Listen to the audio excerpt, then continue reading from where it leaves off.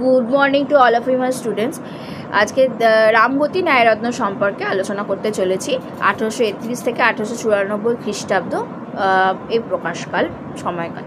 সোমপ্রকাশ পত্রিকার নিয়মিত লেখক ছিলেন রামগতি ন্যায়রত্নের রামগতি ন্যায়রত্ন। তার খ্যাতি প্রধানত ঐতিহাসিক হিসেবে।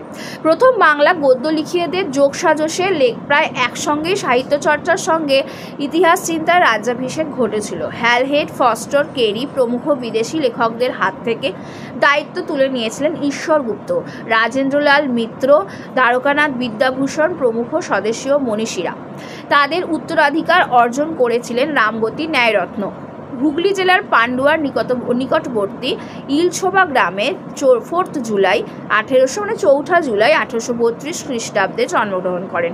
তার মৃত্যু হয় 9 অক্টোবর 1894 খ্রিস্টাব্দে। পিতার নাম হলধর চূড়ামণি। রামগতি ন্যায়রত্নের শ্রুতকীর্তি সাহিত্য ইতিহাসখানির নাম বাংলা ভাষা ও বাংলা সাহিত্য বিষয়ক প্রস্তাব 1873 প্রকাশিত হয়েছিল। গ্রন্থটির প্রথম ভাগ 1872 খ্রিস্টাব্দে এবং 1873 খ্রিস্টাব্দে প্রথম ও দ্বিতীয় ভাগ একত্রে সম্মিলিত আকারে প্রকাশিত হয়। তার আগে দুটি মাত্র বাংলা সাহিত্যের ইতিহাস ছিল। হরিমোহন মুখোপাধ্যায়ের কবিচরিত 1869 এবং মহেন্দ্রনাথ চট্টোপাধ্যায়ের বঙ্গভাষার ইতিহাস 1871। তবু দুটিরই তুলনায় রামগতির গ্রন্থটি পূর্ণাঙ্গতর, অধিকতরভাবে কাল সচেতন এবং ইতিহাস সঙ্গত। ভারতীয় ভাষাসমূহের উৎপত্তি ও তার স্বরূপ ধর্ম থেকে বাংলা অক্ষর ও ভাষার প্রচলনের বিবরণ এবং তার সমকালীন লেখকবর্গের সাহিত্য চর্চার ধারাবাহিক ইতিবৃত্ত এখানে বর্ণিত হয়েছে। রামগতি ন্যায়রত্ন আরও কয়েকখানি ইতিহাস গ্রন্থ লিখেছিলেন। তার একখানি হলো বাংলার ইতিহাস, যেটা প্রথম ভাগ 1859।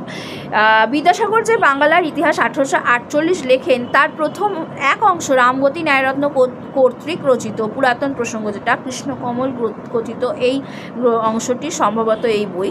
এতে বৈদ্যবংশীয় হিন্দু রাজাদিগের চরমাবস্থা অবধি চরম অবস্থা পর্যন্ত নবাব আলীবর্দী খাঁর অধিকারকাল পর্যন্ত বাংলাদেশের প্রসিদ্ধ ঘটনা সকল সংক্ষেপে লিপিবদ্ধ হয়েছে। তার অন্ধকূপ হত্যার ইতিহাস 1858 এবং বস্তুবিচার 1859 এক উল্লেখযোগ্য গ্রন্থ।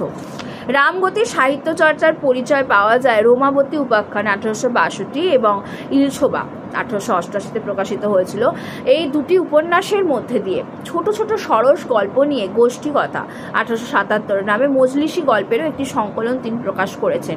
এছাড়া দময়ন্তী, ঋজু ব্যাখ্যা, রামচরিত প্রভৃতি গ্রন্থ প্রণয়ন করেন। সাহিত্যের